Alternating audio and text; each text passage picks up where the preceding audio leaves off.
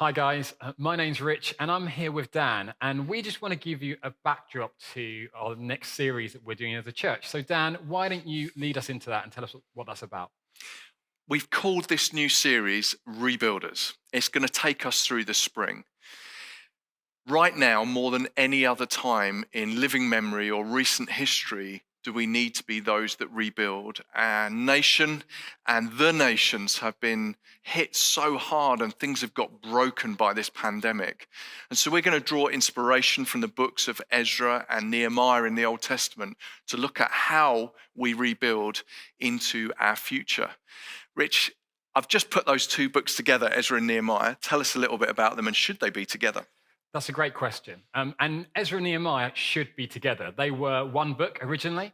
We know that historically. And they were also likely written by the same person who writes Chronicles 1 and 2. And it's these great books that sit in the Bible and tell us this amazing story of the people returning to Israel. But not just returning, they are sent by the kings of other nations who give them money to rebuild. It's phenomenal and crazy. Dan, why don't you give us some headlines of those stories? We've pulled out four things that we're going to look at through this 6-week series.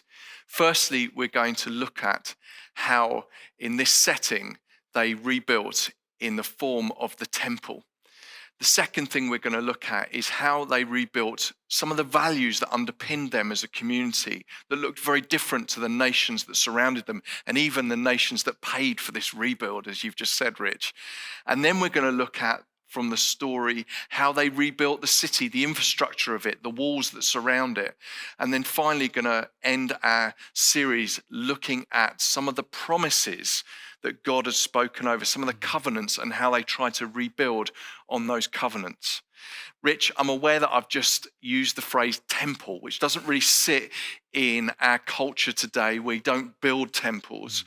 Tell us a little bit about how we can maybe understand that in today's culture. Yeah, definitely. So when we talk about temple, historically they would talk about a building. That was where the presence of God was based. Essentially, that's where you went to meet with God, to encounter God. And in our culture today, although we have church buildings, we are not a temple in the same way as a building. But what the New Testament tells us, is that we are temples of the Holy Spirit. And very much the temple was about cultivating a place in your heart. And that's what we do today, is the Spirit comes to us in our heart, and we are living temples, but in a new era. Brilliant. And did Ezra and Nehemiah get it perfectly right? And so are we to exactly copy what they did, or are there other lessons to be learned? Again, Ezra and Nehemiah were human beings. And what that means is that as human beings, they got it wrong sometimes. Things didn't always go according to plan, and they had to make choices, sometimes right and sometimes wrong. But the great thing is, by this book being in the Bible, we can learn both the good and the bad and take lessons from that and be inspired by the things they got right and the things they got wrong.